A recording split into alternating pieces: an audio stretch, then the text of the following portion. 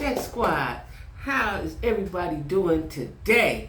Listen, I done had a hell of a beginning of the week, y'all. A hell of a beginning of the week. As y'all know, Sunday on my live, was having technical difficulties. Found out it was an actual windstorm, right? Wi-Fi went out and the lights went out. The lights went out during my live. And the lights were out until yesterday, okay? Thank God. My son had we got a generator here, right? So we was able to have lights in one room with the TV and all that, but no Wi-Fi. So anyway, y'all, I'm back. I'm back. And this is part 2 of my series on being in a relationship with a narcissist. And I'm talking about love bombing. And love bombing is what happens to you initially. If you didn't see my first video, it'll tell you exactly what the love bombing is. That's when they overwhelm you with stuff and things and just overwhelm you, and it's so magical, right? And so there's 3 phases of the love bombing, right? There's the idealization phase. That's when everything is it's like the honeymoon phase. It can trick you. It's like the honeymoon phase, right? But they bombard you with excessive love and affection and attention. It's a lot, and it's so overwhelming. And it's like, oh my God, this is wonderful, right? This is to draw you in. To convince you to let your guard down, right? And this is exactly what happened to me, because I have had a guard up, and I believe I still have a guard up. Now it's back up, right? But I know I've had a guard up because men would tell me that. And it wasn't like consciously that there was a guard up, but it was like, wait a minute, hold up, what you doing, what you say, right? So I had a guard up, right? Like I said, it wasn't consciously, but I did have a guard up. And because I just didn't want to be hurt. You know, I didn't want to be hurt. I didn't want to let nobody play with me. I didn't see everybody get played with, get hurt, and all that things. That wasn't going to happen to me, right? So they do all of that to convince you to let your guard down. And it feels like it's too good to be true. And you are literally swept off your feet, right? It's a overwhelming, oh my God. I remember I was working in the home, working with this lady. I was a home health aide. And every day I had a story to tell her. And she would be excited every day. What y'all doing today? What's going to happen? And then he would text me or call me like, come on, let's go do this. Like every day is a holiday. Every day felt like my birthday. It's that initial phase. It's called idealization phase. Idealization phase, right? And then there's the devaluation phase, right? So once your guard is down, then you'll start seeing the red flags. But you're so enamored with them at this point. And I don't have a time frame for this because I think it's a different time frame for everyone, right? But just off my experience, you're probably so in love or about to be in love that you're in heavy like, what I like to call heavy like. You see the red flags, but then you just let them go, right? And then this is when they try to exert control over you and are more demanding of your time. And I remember when I was going through this, I was just so liked them so, and we want to go here, we want to do that, we want to do this, that I went along with it. Not knowing that this was control. Not knowing. Can y'all believe that? Me. Not knowing that I was being manipulated and controlled. Not knowing it, because I'm like, he's just like me, we want to be together, we're going to do this, we're going to do that. And you can have plans. You can have plans, but you will break your plans to be with them, right? And they're upset when you plan without them. I want to talk more about this in my book, but the specifics. But I remember one time I had a plan, and I told him about the plan, and he told me, this was a quote, and I remembered it. He said, "Don't go planning nothing for me." And the way he said it struck me, right? He was like, "No, girl, don't plan nothing for me." It was very stern and very definite, right? Listen, when I'm reading up on this, and I've been reading up on this for the last couple of years, my life was so textbook, and I didn't even know that I was in a situation. Just thought he was crazy, right? what else it says?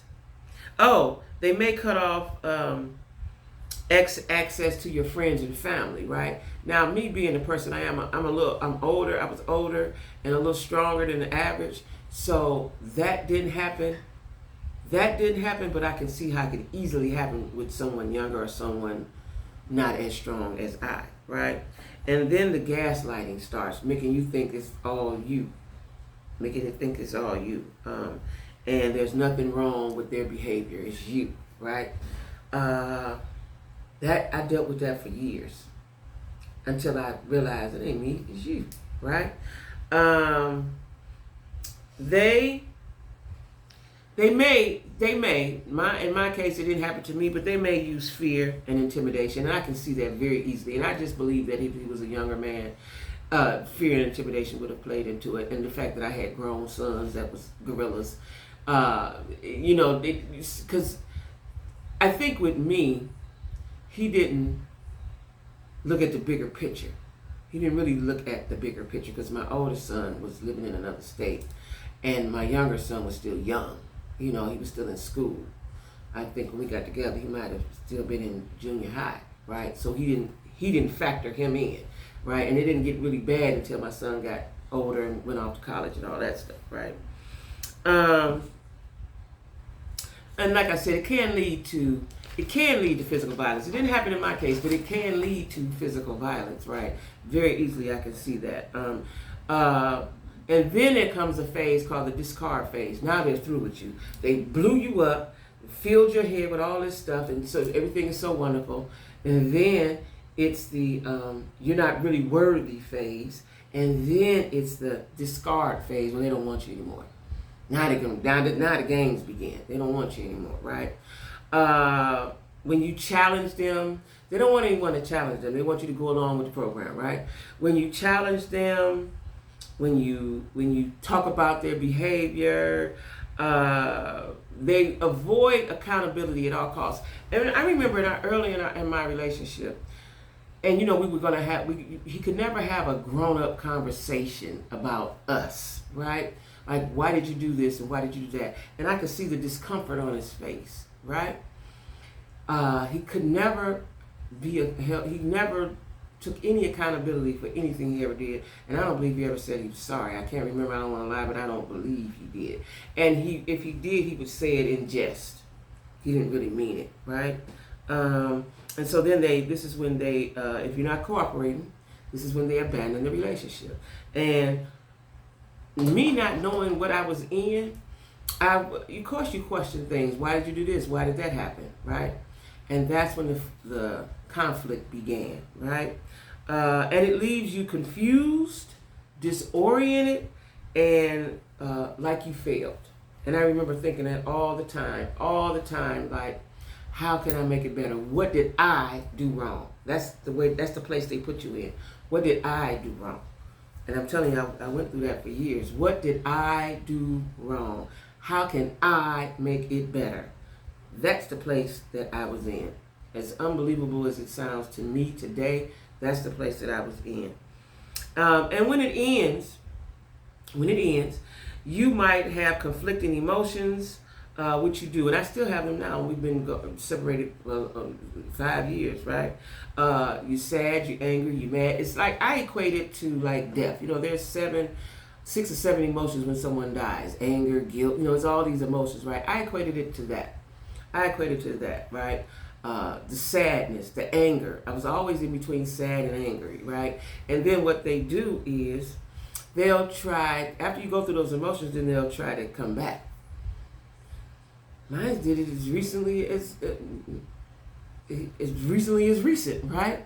Always try. And he actually said it out of his mouth one conversation, that he was going to get me back, right? So they live in a fantasy world. Narcissists, and I'm not saying that every man that overwhelms you with things and treats you very, very nicely and unbelievably nice and out of this world nice is a narcissist, but I just want you to be aware of it. Because like I said, when I read it, every reading I've ever read, it's textbook. I lived this, right? I lived it, overcame it, didn't even know it was didn't even know it was a thing, right? You know, and I'm going to be talking more and more about this. Is a series I'm talking on called I Live with a Narcissist, because it needs to be talked about. A lot of times as black folks, we sweep stuff under the rug. I know I'm good at it, right? I'd rather just get along to get along, right? I don't want to have the hard conversations. I don't want to bring up those emotions and those feelings. But that's something that needs to be talked about, because we can never get better if we don't talk about it. It can never get better. It can only get worse, right? So if you like my commentary, please like, share, comment, and subscribe. Like, share, comment, and subscribe. I have all of my information will be down in the description box. I have a website as well. I have t-shirts. You can go to my email and order a t-shirt. I have them in red, black, and white. Red, black, and white. Right? Make it happen for yourself t-shirts, because this is what we have to do. We have to make it happen for ourselves. If I didn't say that at the beginning, I'm just telling you now. I just had a conversation with someone that's known me since junior high, and she said to me, and I needed to hear it today, that you always make it happen. You always come out on top. You always do what you need to do. I've watched you struggle. I've watched you be hungry. I've watched you do what you always do, what you said you're going to do. And I needed to hear that. I needed to hear some uplifting, right? Because, you know, I've been going through a hell of a week, right? And I needed to hear that. You know, so make it happen for yourself is my mantra, because that's something that I live by. I'm not just saying it to be saying it. This is what I actually live by, right? So again, the t-shirts are $20 if you become a member. Now the t-shirts are $20 plus shipping and handling. If you become a member with me, if you get a membership, the memberships are $5.99. If you get a membership, the t-shirts will be $15, shipping and handling included. So you save about $10, $11, $12, right, if you become a member. I do have memberships available, and so please join. I've got a lot of good content coming out, and I want you guys to be a part of that, okay? So again, like, share, comment, and subscribe. All of my social media stuff will be down in the description box, as well as my website where you can go and purchase clothing, and you go to my email and you can purchase the t-shirts, okay? So anyway, thanks for watching Jackie with a Q, and everybody be good.